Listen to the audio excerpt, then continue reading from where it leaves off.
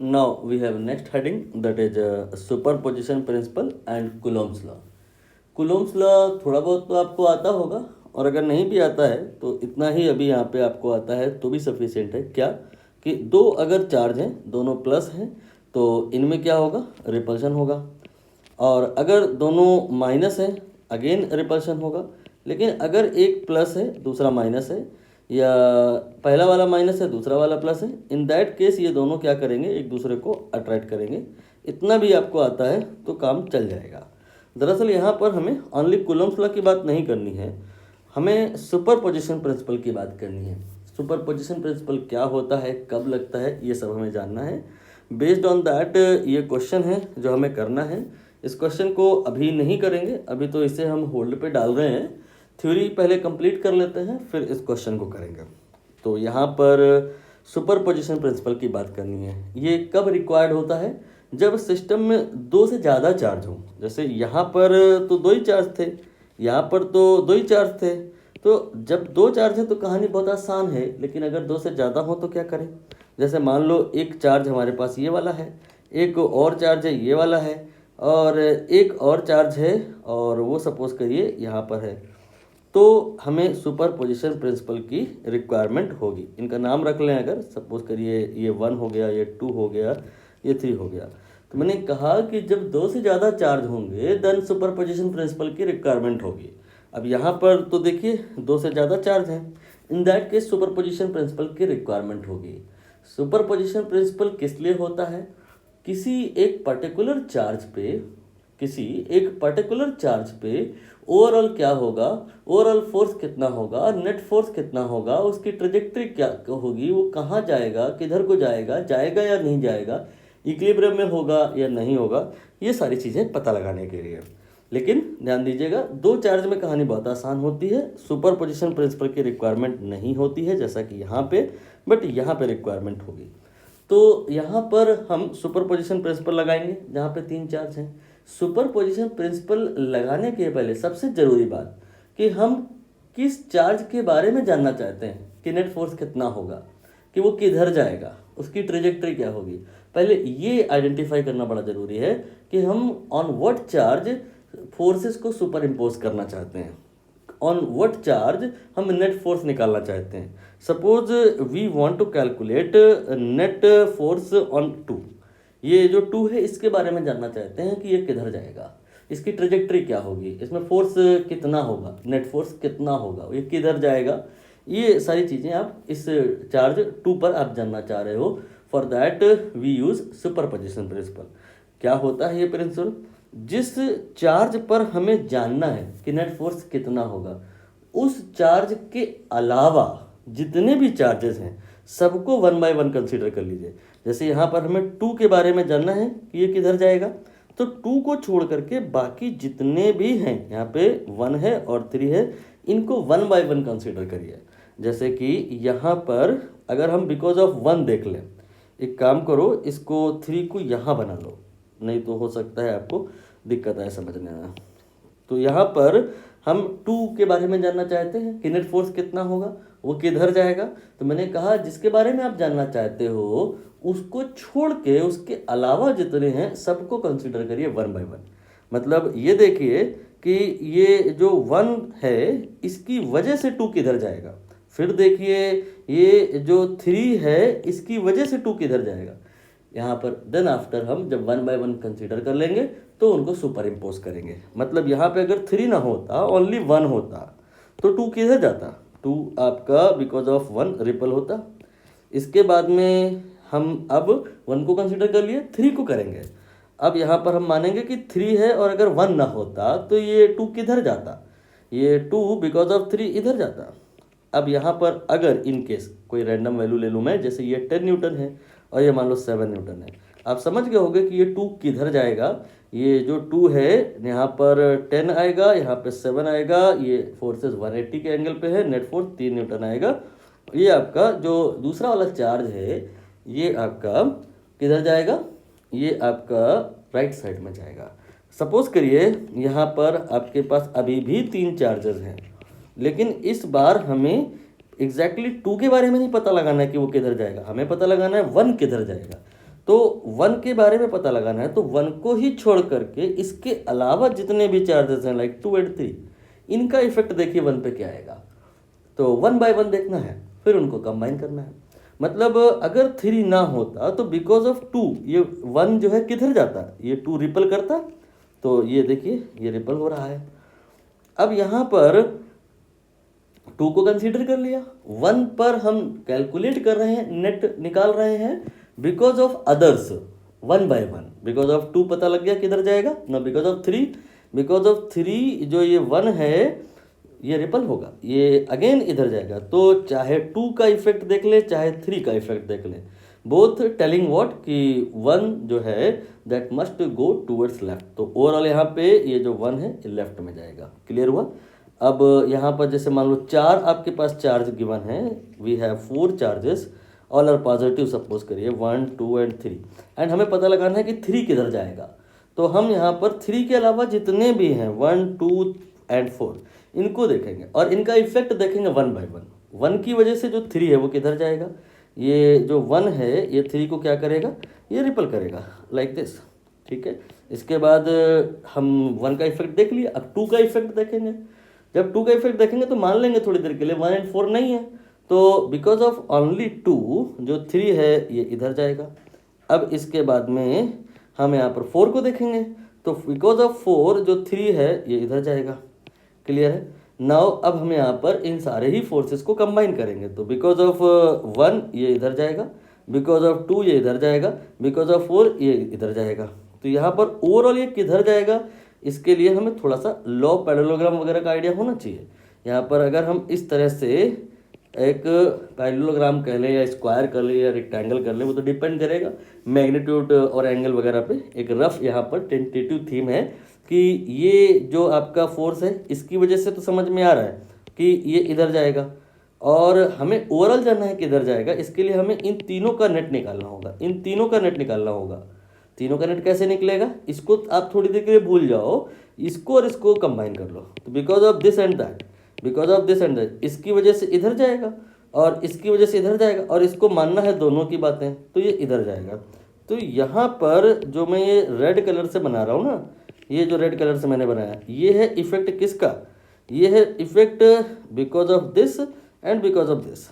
तो यहाँ पर हम अगर नाम लिख करके बात करें, ये है 1, ये है force because of 1 on 3, and ये क्या है 4 क्या है force because of 4 on 3, and 2 ये क्या है फोर्स बिकॉज ऑफ 2 ऑन 3। तो यहाँ पर सारे फोर्सेस हम निकाल तो 3 पे ही रहे, बट ड्यू टू अदर्स।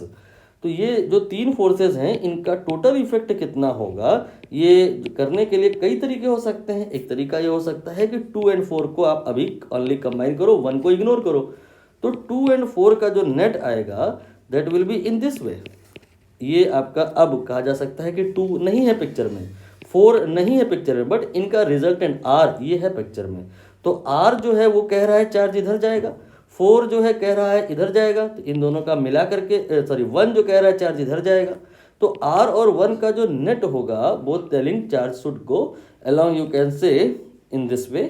यहाँ पर जिसको वेक्टर का आइडिया होगा वो समझ पा रहा होगा कि I डायरेक्शन में और -j डायरेक्शन में। लास्ट वाली बात हो सकता है आपके लिए रिलेटिवली टफ हो गई हो, एनीवे वो इग्नोर करी जा सकती है। नाउ अब आप इस परिस्थिति में हैं कि इस क्वेश्चन को कर सकते हैं। मैं पहले क्वेश्चन एक्सप्लेन कर दूं। यहाँ पे 1 और 2 और 3 ये टोटल 3 चार्ज हैं। ठीक है, यहाँ पर बोला गया है 3 small charge sphere XYZ carrying charge. अब देखिए सारे पॉजिटिव नहीं है, तो सावधानी पूर्वक चलिए। यहाँ पर X जहाँ पर है +Q लिख दीजिए, Y जहाँ है -Q लिख दीजिए, और Z जहाँ है वहाँ पे +Q लिख दीजिए। ये 3 चार्जेस हैं, और अब देखना पड़ेगा किसकी वजह से किस पर इफेक्ट देखना है। ये कह रहे हैं इक्विडिस्टेंट है, इसकी बात में नीड पड़ेगी। This pair Y and Z, ये Y और Z इनको किसी ने पकड़ के रखा है, मतलब ये तो कहीं जाएंगे ही नहीं। तो इनका मोशन ये कहाँ जाएंगे ये नहीं पूछा जा रहा है, पूछा जा रहा है इनिशियली X जो है उसको हेल्ड किया गया है फिक्स, बट इसके बाद थोड़ी देर बाद आप इसको t = 0 सपोज करिए छोड़ देंगे। शुरुआत में आपने मतलब तीनों पकड़ के रखे हैं अपने अपने स्थान पे, फिर क्या किया आपने x को छोड़ दिया, तो x कहाँ जाएगा ये बताना है। तो x क्यों मोशन करेगा? Because of y, because of z। y और z x पर क्या करेंगे? फोर्स अप्लाई करेंगे। तो ओवरऑल x पर हमें जानना है कि नेट फोर्स किधर होगा, उसकी वजह से पता चलेगा कि चार्ज कहाँ जाएगा। तो कुल मिलाकर के हमें x पर निकालना है फोर्स, तो हमें x को छोड़ के उसके अलावा जो दूसरे हैं y और z, इनको देखना होगा वन बाय वन, फिर सबको जोड़ना होगा। तो बिकॉज ऑफ अगर हम y बात करें तो x किधर जाएगा? ये माइनस क्यू है, ये प्लस क्यू है, there will be attraction because of that, ये इधर की तरफ जाएगा। ठीक है, इसके बाद में हम बात करेंगे दूसरा जो z है, उसकी वजह से x ये किधर जाएगा? ये प्लस है, ये प्लस है, दे विल रिपल, तो ये इधर चला गया। ठीक है, ये आपका आ गया फोर्स सपोज करिए y, मतलब बिकॉज ऑफ y, और ये फोर्स सपोज करिए बिकॉज ऑफ z। तो यहाँ पर x पर अब दो प्रकार के फोर्स लग रहे हैं, एक तो बिकॉज ऑफ y, एक तो because of z। Now we will superimpose this to. इसके लिए लॉ ऑफ पैरेललोग्राम का हेल्प ले सकते हैं, जो कि रफ अगर वे में बात करें तो इस तरह से इसका जो नेट आएगा r, ये नेट लॉ ऑफ पैरेललोग्राम से बनाया गया है, इधर की तरफ ये चार्ज जाएगा। लेकिन अगर आप ठीक ठीक देखें तो यहाँ पर ये दो आंसर तो डिस्कार्ड हो गए, सी एंड डी। ये ट्रेजेक्ट्री नहीं हो सकती, एक्स इस डायरेक्शन में नहीं जाएगा, एक्स इस डायरेक्शन में नहीं जाएगा, इस डायरेक्शन में आपने कहा जाएगा, क्या इसी डायरेक्शन में जाता ही रहेगा हमेशा? फिर से सुनना, मैंने अभी अभी कहा कि एक्स पर जो नेट फोर्स आएगा वो एक ही डायरेक्शन में आएगा, तो इसका मतलब एक्स एक ही डायरेक्शन में जाएगा, लेकिन क्या ऑलवेज इधर ही जाता रहेगा? अगर थोड़ा डिस्प्लेस आप x को करा दिए, जो x पर इस मोमेंट पे फोर्स लगेगा because of y and because of z, वो इधर लगेगा तो इधर को जाएगा, बिल्कुल सही बात है। थोड़ा इसे आप डिस्प्लेस करा दीजिए बिकॉज ऑफ फोर्स, लेकिन थोड़ी डिस्प्लेसमेंट होने के बाद भी अगर फोर्स इधर ही लगता रहा अलोंग a, तो डेफिनेटली a की तरफ जाएगा। बट अगर force after some displacement, after small displacement change हो गया, तो फिर कहानी बदल भी सकती है। इसलिए अब मैं यहाँ पर एक दूसरी पिक्चर इमेजिन कर रहा हूँ, जहाँ पे ये x है, जहाँ पे ये y है, जहाँ पे ये z है, ये सारे इक्वी डिस्टेंट है। ये तो इनिशियल सिचुएशन है t बराबर 0 पे, t बराबर 0 पे y और z की वजह से जो x पे फोर्स लग रहे थे, उसकी वजह से ये x को इधर जाना था। इसलिए मैं यहाँ पर इस चार्ज को अपनी जगह से थोड़ा सा डिस्प्लेस कर दिया माइनस x डायरेक्शन में, और अब बना दिया x डैश पे। अब यहाँ पर देखेंगे कि ये जो x डैश है, ये x का मतलब माइनस क्यू, ठीक है, ये किधर जाएगा ये जानना है। नहीं, x का मतलब प्लस क्यू है। x की जो न्यू पोजीशन है x डैश, यहाँ पर प्लस क्यू है और यहाँ माइनस क्यू है और यहाँ प्लस क्यू है। हमें देखना है कि x डैश पर जो फोर्स लगेगा वो किधर को लगेगा। क्या इसका motion along the A continue होता चला जाएगा या कोई चेंज आएगा आफ्टर सम टाइम? तो यहाँ पर अब आप x डैश पर देखिए ध्यान से, एक फोर्स लगेगा because of y, x dash पर एक फोर्स लगेगा because of z, and one by one इनको बना करके इनको कंबाइन कर देंगे, सुपर इम्पोज कर देंगे। तो x डैश और y plus q and minus q, there will be attraction. तो ये मैंने एक अट्रैक्टिव फोर्स बना दिया इन बिटवीन। इसके बाद में we will consider force acting on x dash because of z। z की वजह से x डैश पे क्या इफेक्ट आएगा? We have both plus and plus, so here we have repulsion. ये रिपल्शन हो गया, देख लीजिए इस तरह से बनेगा रिपल्शन, ये रिपल हो गया। ठीक, अब इन दोनों का नेट किधर आएगा सोचिए ध्यान से। यहाँ पर जो पहले का केस था, यहाँ पर ये यहाँ पर देखिए डिस्टेंसेस, ये वाली इक्वल इक्वल थी। यहाँ पर अगर चार्ज कंसीडर आप कर रहे हो तो force because of y because of z in magnitude बराबर होगा। क्या x डैश पर जो अगर चार्ज आप प्लस क्यू रख लिए हो तो भी फोर्सेस इन मैग्नीट्यूड इक्वल होगा। ये डिस्टेंस जो है कौन सी? x डैश और y, x डैश और y, और x डैश और z क्या अभी भी बराबर है? जब चार्ज बिल्कुल सिमेट्रिकली प्लेस है, सेंटर पे है, तो ये और ये दूरी बराबर है। इसका जो अट्रैक्टिव फोर्स आया, इसका जो रिपल्सिव फोर्स आया, they are equal in magnitude. कहानी सिमेट्रिक हो गई, फोर्स इधर आ गया। बट यहाँ पे ये जो अट्रैक्ट करेगा इसको थोड़ा ज़्यादा बनाना पड़ेगा। क्यों? क्योंकि जो कूलम्बिक फोर्स होता है वो होता है एग्जैक्टली अगर कहें तो k/q1q2/r²। मतलब r पे डिपेंड करता है। ये फार्मूला ना भी पता हो तो चलेगा कि भाई किसी का भी इफेक्ट जितना उसके आप करीब जाओगे उतना ही ज़्यादा होगा। तो x डैश जब यहाँ से यहाँ पहुँचा तो अब ये y के करीब हो गया, तो इसका इफेक्ट अब x डैश पे ज़्यादा पड़ेगा, ये वाला फोर्स ज़्यादा होगा। समझाने के लिए मैं को और ज़्यादा बना ले रहा हूँ ताकि आपको ये बेहतर तरीके से समझ में आए कि अब जो रिजल्टेंट होगा किसका और किसका, ये आपका z है बिकॉज ऑफ z जो लग रहा है फोर्स, और ये y है because of y and z that will not in this way. ये रिजल्टेंट इस दिशा में नहीं होगा। किधर होगा ये, इसके लिए लॉ ऑफ पैरेललोग्राम की हेल्प लीजिए। वो क्या होता है, आपको ये जो वेक्टर दिखाई दे रहे हैं इन वेक्टर के हेड से लाइंस बनानी होती हैं। कैसी लाइन बनानी होती है, दूसरे के पैरेलल। जैसे ये अगर आप वेक्टर ले रहे हैं O और फिर सपोज करिए A, फिर O और B, तो A and B are the head of the OA and OB। इनके हेड से आपको एक लाइन बनानी होगी दूसरे के पैरेलल। A से लाइन बनेगी OB के डायरेक्शन में, फिर B से लाइन बनेगी OA की डायरेक्शन में।